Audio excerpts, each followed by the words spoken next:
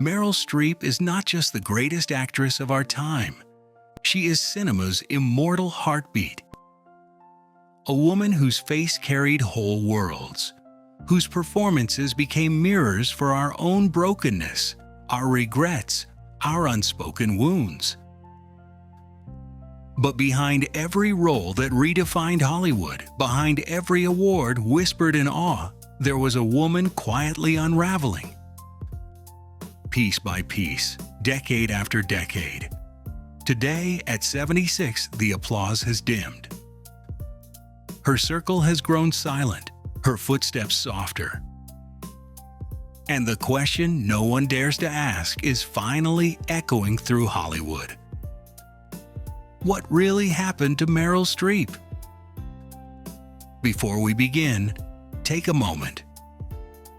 Not for this video, but for a woman who bled truth onto the screen and never let us see her break. Before she was a goddess of cinema, she was simply Mary Louise Streep.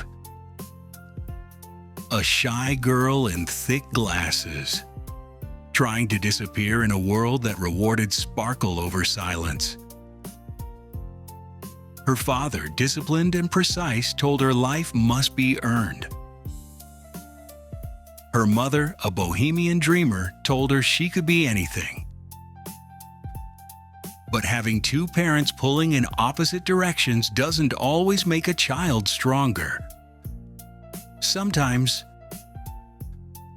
it tears them in half. She wasn't bullied. She was just unseen. A quiet shadow with a brilliant mind nobody noticed yet. Even when she was crowned prom queen, she felt like an imposter in her own story. She later admitted, "I never thought I was beautiful. I never thought I belonged." But inside that quiet girl, something was forming. A gift, a survival instinct. When you don't feel enough, you learn to become anything. Montage. Yale campus. Dim rehearsal rooms. Yale Drama School. The dream of dreamers became her crucible. Dozens of plays a year. No sleep, no safety net. Overwhelming expectations. By 1973, she developed a bleeding stomach ulcer. She cried backstage between scenes, asking herself quietly, "Am I built for this?" She was extraordinary. But she was hurting. We could see it. She even filled out law school applications.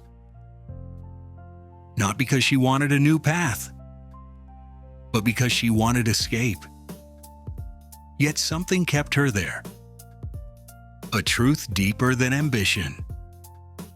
Acting wasn't her dream. It was her oxygen. When she walked across the graduation stage in 1975, she wasn't a rising star. She was a survivor, soft strings. Black and white photos of John Cazale. In 1976, fate placed her in front of John Cazale, the soul behind Fredo in The Godfather. He was older, brilliant, fragile, haunted.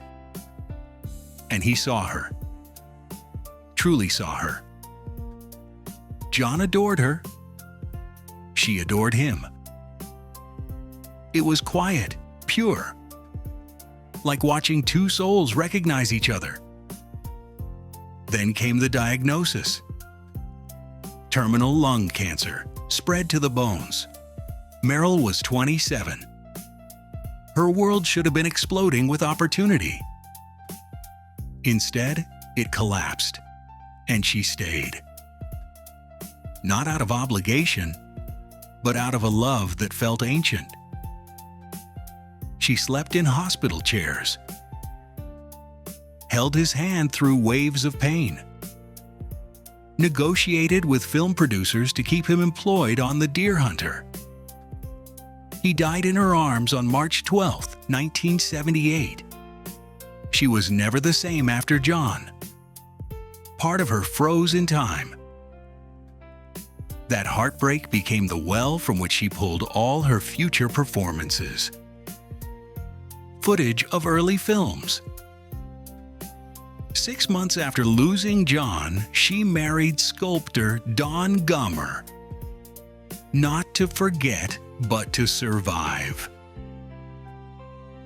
Her career ignited like wildfire. Julia, The Deer Hunter, Kramer vs. Kramer, The French Lieutenant's Woman, Silkwood. She doesn't act. She transforms. But the truth was darker. You could feel her sorrow in the room. Even when she smiled, it was like she was holding something.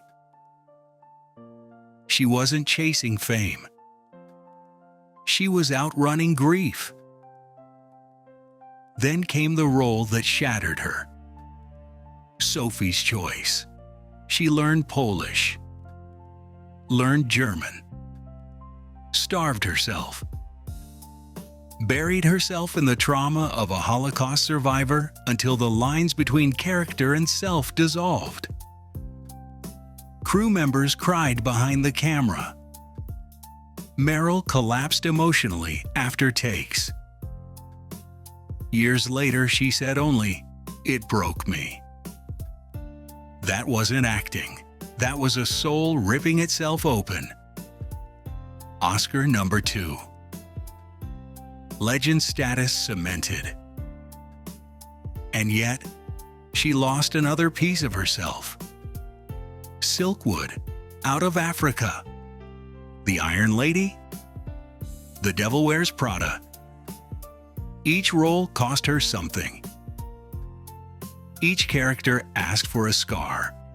By the 2000s, even her smiles looked tired. Hollywood adored her publicly. Privately, jealousy followed her like a shadow. Katharine Hepburn dismissed her as too technical. Susan Sarandon joked bitterly, "It's always Meryl." Sharon Stone called her not beautiful. Karl Lagerfeld accused her of being greedy. A lie that spread faster than truth. She handled it with silence. That was her weapon. She never clapped back. She never fought, because she learned early. Dignity is louder than defense. But even legends bruise. They just bleed in private. For 40 years, Meryl and Don Gummer were Hollywood's quiet miracle. No scandals, no noise. Just life. But silence can protect. And it can hide. In 2023, the world learned the truth. They had been separated since 2017. 6 years, living quietly apart. She still wears her wedding ring. Not out of denial, but respect. She never wanted her pain to become entertainment. The woman who gave the world everything protected her heartbreak with walls even fame couldn't climb. Today at 76, she lives deliberately, softly. No tabloid chases, no glittering premieres. Just a Connecticut home, grandchildren, and a lifetime of memories that ache and glow at the same time. She still acts, but only when a story feels necessary.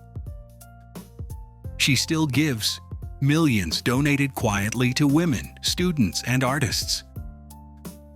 She still remembers John, Don, the roles, the trauma, the triumph. And sometimes, on nights when the world feels far away, she listens to old voicemails from the man she once held as he slipped away. Meryl Streep has more Oscar nominations than any actor in history, but numbers mean nothing. Her real legacy is empathy. The gift she gave us. To see ourselves in every broken, beautiful character she breathed into life. She once said, "The great gift of human beings is that we have the power of empathy." She gave us that gift again and again, even when it cost her pieces of herself.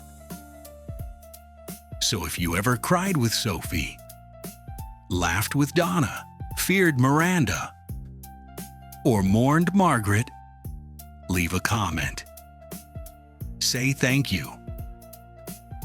Because not many can bleed on screen and still walk away standing. And even fewer can break quietly and still give so much of themselves to the world.